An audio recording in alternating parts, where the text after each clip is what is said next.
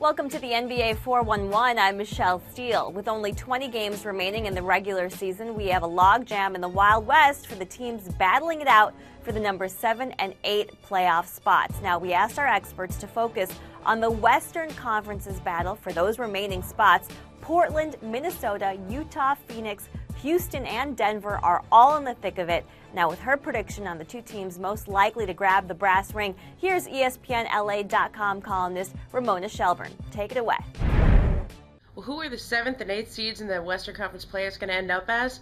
Who knows, and maybe who cares? I mean, I don't know that any of these 500-ish teams can pull off what Memphis did last year to San Antonio, but I do think if you put me on the spot, I'll roll with Phoenix and Utah, simply because these are teams that know who they are, that do what they do, right? And they didn't make any big trade at the trade deadline. They've mostly been the same team this year and the last couple of years, and I simply don't think that Steve Nash goes out and what could be his last year in Phoenix this way, and I like what Utah's done over the last 4 games. They've beat the Lakers and Oklahoma City Thunder. Both teams are 7-3 over their last 10 games, and I like the momentum they have going into the final 20 games of the season.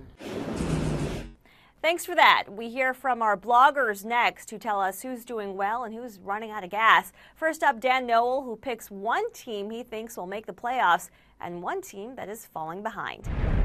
If the playoffs started today, both the Portland Trail Blazers and the Utah Jazz would be on the outside looking in. And going forward, the Trail Blazers may be the easier team to predict. Since starting the season hot as one of the league's darlings, the Trail Blazers have imploded rather publicly, and although their draft day trades put them in better position for the future, they were hardly win-right-now moves, so it's safe to say Portland's out of the playoff hunt. The Jazz, though, have been streaky all season, and despite a recent injury to Josh Howard, are still just in 9th position, and 9th in John Hollinger's playoff odds. If the Jazz can string together a couple big wins, they could very easily find themselves in the 7th seed, or they could, with another one of their losing streaks, just as easily find themselves out of the hunt entirely.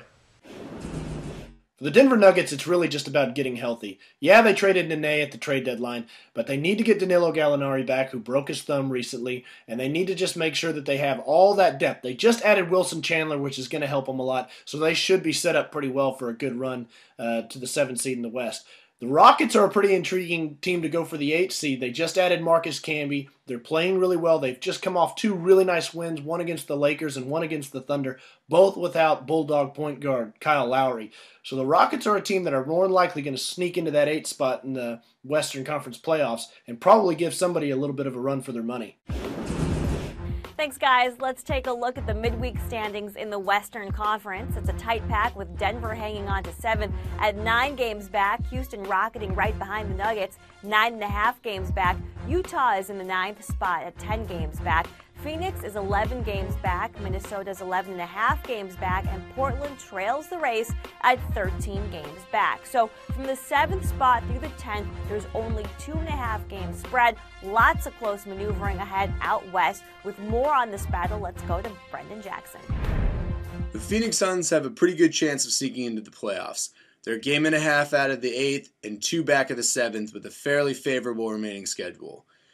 They do play Oklahoma City, and they have 3 games against the San Antonio Spurs, but after their next 3, they remain within the Western Conference, and that familiarity could be key for them making up the necessary ground. The Timberwolves, on the other hand, are a different story. They've only won 2 out of their last 7 games, and they have a pretty tough schedule going forward. With Rubio out and the uncertainty surrounding Pekovic, I don't see the Timberwolves having what it takes to get into the playoffs. But if they do get there, they're going to have to play good teams anyway. And a wise man once told me, anything is possible. For the 7 and 8 spots, I think the 2 teams are going to be the Phoenix Suns because they have the most talented player on the board in Steve Nash, who can will his team into the playoffs, and they're playing very well at the moment. And the Houston Rockets because they're just pretty solid, and they also have a lot of depth to maybe deal with some of the injuries that these other teams are struggling with at the moment. So that's the NBA 411 prognosis on the fight for the last 2 playoff spots out west. Now for today's buzzer beater, there's hope for a new owner for the Memphis Grizzlies. According to the Commercial Appeal, Oracle founder and billionaire Larry Ellison has expressed an interest in buying the Grizzlies. Ellison's name was floated a couple years ago when the Golden State Warriors were on the auction block, so we'll see if he comes through for Memphis. Now, we do have a pair of doubleheaders this week on television. On Wednesday night, we have the Knicks going down the Turnpike, hoping to keep their winning streak alive in Philly at 7 p.m. Eastern, followed by the Lakers Lakers at the Mavericks at 9:30. On Friday, Boston travels to Philly to take on the 76ers themselves at 8 o'clock, and then the Nuggets meet the Jazz at 10:30. And all games are on ESPN as well as ESPN3. And that'll do it for NBA 411. I'm Michelle Steele. Thanks for watching and enjoy the games.